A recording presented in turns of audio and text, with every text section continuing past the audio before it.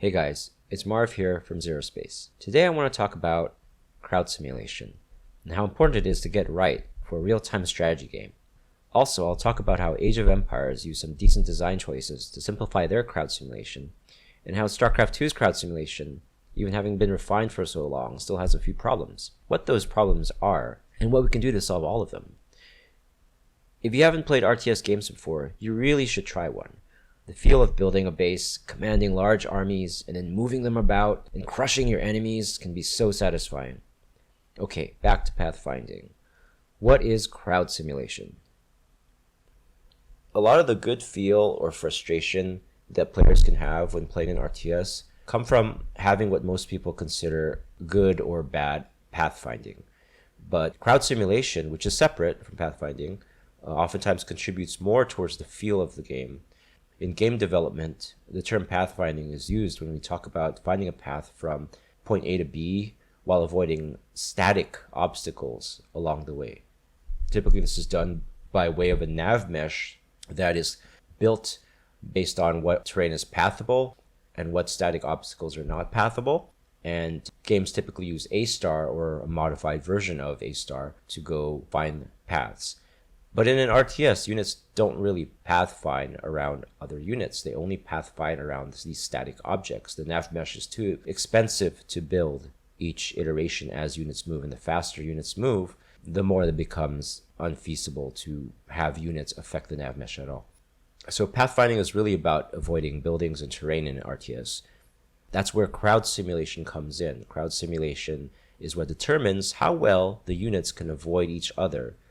So there are many forms of crowd sim. There's, RVO avoidance, so we'll talk about that later. There's flocking, there's flow fields, and many more. Crowd simulation is how units behave when they only have a small amount of information about the local space around them.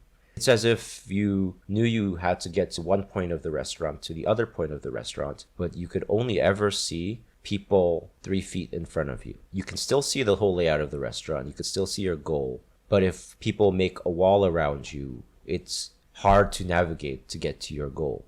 And the reason that crowd simulation traditionally only has this limited view of the world is because of performance.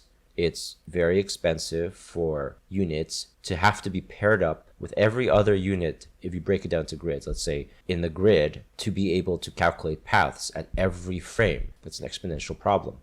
So it's quite hard to make a good crowd sim algorithm that is able to take you through all the different edge cases that you'll encounter pathing from one place to the next where lots of units are in your way. If you take a look at a game like StarCraft, you'll see that units are pretty smart at getting around each other. For example, when a group of units attack here, the ones with lower range, like these Marines in the back, let the higher range units, like these siege tanks, stay farther away, so they don't push them, so they go around the siege tanks. Age of Empires 4 took a different approach by pushing the unit in front of them slightly forward when they're trying to get into range of an attack. So what happens is these archers are getting pushed forward by each other as they're coming into range, and so the front archer eventually gets too close sometimes, and in this case it gets close to the catapults, and the catapults get full impact because of that. What can get frustrating is if your archers are being pushed into a line of melee infantry, for example. Age of Empires 4 does a lot with formations to keep from having to avoid each other. Basically, the units come pre-sorted in battle. The knights will be up front, the archers will be in back. So the knights don't actually push the archer into range. And that's their solution to this. So good crowd sim is quite hard to do. StarCraft does a tremendous job at it. But even they will have a few edge cases, which can be frustrating when you experience them. Up here, you can see a couple of Marines up top have given up trying to attack at this point because they are actually blocked, they think. Even though if they moved a little bit higher, they would be able to get around. They don't know that because they only know, 3 feet in front of them, right? In terms of crowd sim. These units don't actually make a static obstacle on the nav mesh, so A star doesn't help here. If they were siege tanks, which actually does affect nav mesh because siege tanks can be assumed to never move, and so nav mesh building wouldn't have to happen per tick. Just when they siege up, they do affect pathfinding and not crowd sim. I'll show a few more examples here. I'm forming a wall with Marines in StarCraft 2 here. It's taking a while. Let me speed it up a little bit. In ZeroSpace, we can do this pretty quickly with a tool called line drag. You right click and drag, and that can be used to attack and keep your formation. I'll use line drag next in ZeroSpace to show you. But you can see how this Marine can't figure a way out of this straight wall. And if you try to do a concave, it'll do a lot worse. In ZeroSpace, it's really easy to set up line formation for your units. Just right click, drag, and then they just form up. Here you can see while the units are trying to get to the other side, they do second guess themselves because again, they can only see 3 feet in front of them, but eventually they actually find the right path out. And sometimes when you have a lot of units at once, it can be a traffic jam, but we handle that case here too. These avoidance behaviors also impact moving units through a series of smaller choke points. So here I've set up a map with pylons choking it off. There's 5 routes to get to the other side. There's a middle, there's 3 on top, on the very top you can't see, and there's 1 on the very bottom. But as you can see here, as the Marines start going through, they're just using mainly the middle routes, right? And eventually they'll start doing only the middle lane. And you can see on the other side here, some of the Marines are starting to give up because they think they're stuck, right? They've been trying to get through and they haven't been able to, so they just end up giving up. And you can see some of these Marines are actually already on the other side. I don't know why these ones in particular give up. In the end, a third of the units ended up giving up and not making it through. Crowd behavior can also affect units that you had placed in a location that you don't want to move. If you wanted your Ultralisk to not move here, and you maybe are moving Hydras around it, oftentimes the Hydras, in this case the Marines, can crowd surf the Ultralisk, and in the end they oftentimes don't go back to their home position.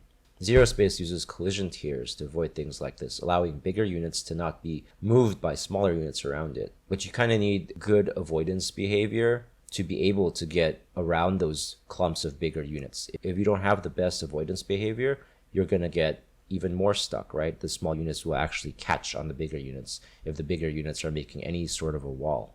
This is great for giant units where you really want to be able to walk fluidly around them without getting hampered, right? Here's an example of what typically is handled by something called RVO avoidance, or reciprocal velocity obstacle avoidance. You can make your crowd sim implement RVO. And what that means is that when, let's say, 2 marauders are walking towards each other and trying to get past each other, as they hit each other, they will see before they hit and redirect their velocities slightly away from each other. That works when you have small amounts of units, but when you have a mass of units like this, it starts to break down. And you can see here, Zerglings are actually left behind, and they actually give up their attempt to reach their destination. So if you have 2 armies ordered in different directions, you might actually have units who end up behind and never move. So I've shown all these edge cases for crowd simulation and how it's hard to properly do it. And a lot of that is because we need to move lots of units at once. There's a performance cost. That's why we're saying units can only see 3 feet in front of them. But the cost of crowd sim performance also impacts how massive your armies can get. In StarCraft 2 here, as optimized as it is on my 2.4 gigahertz computer, it starts dropping below 30 frames per second with about 1,000 Marines attacking. So SE2's tick rate is about 23 per second, and I'll get to tick rates later. At the moment, ZeroSpace can handle about 1,500 units on my 2.4 gigahertz at about 80 tick rate. So if we reduce that tick rate later, I might reduce it to 40 or 60. 80 is a bit on the high side, but we should be even more performant and be able to support even more units. H4 does a few tricks to keep their crowd sim performant. They run their ticks at a pretty low rate, and the knights seem to rotate a little slowly. It seems like they change direction maybe every half second, so it's not very smooth. So the start of the change is every half second. The change itself is smooth. We only utilize 1 CPU for the crowd sim step to keep hardware requirements a little lower. We can probably push our crowd sim a lot higher, but that means we'll always require like an 8-core machine that's fast, right? So typically computers have 4 cores that are pretty turbo boosted, but if you try to utilize all the cores, that boost goes down. So yes, for the Warcraft 3 folk, we do have body blocking, feeling pretty good, as you can see here. There are also vehicles with acceleration like these hover tanks, which allow some interesting gameplay. And there are a multitude of other fixes, such as units moving exactly to the middle of where your mouse clicked, having magic box implementation, which keeps your units in formation if your unit's clump is small enough, making sure that units can move, just 1 pixel away if your mouse is asking it to. So what does better crowd simulation unlock for RTSs? What's the fun stuff that we could be doing? They can really add spectacle to our game modes, especially things like our PvE, including the campaign and the co-op modes. We can have tons of units swarm at you, and it just feels good to both control lots of units, but also to smash lots of units. Here's our survival game mode, which is very similar to They Are Billions, but it's co-op. There's a ton of waves every night that come in. You have to be able to survive all those waves. And now we could actually drop thousands of units each night for you to slay. There's a little bit of work left for ZeroSpace. We've been improving a lot in areas like art. We're also due for some changes in UI. For crowd simulation, we'll be tackling things like network prediction, which is kind of a form of rollback, as well as formations, allowing our units to take on different clumping behaviors, so we might get a more Roman legion look to the mass of units. I had wanted to talk a bit about netcode and things like determinism, tick rate, latency, and performance there, but I'll do that in another video. Don't forget to like and subscribe to get an update when we announce ZeroSpace's release date.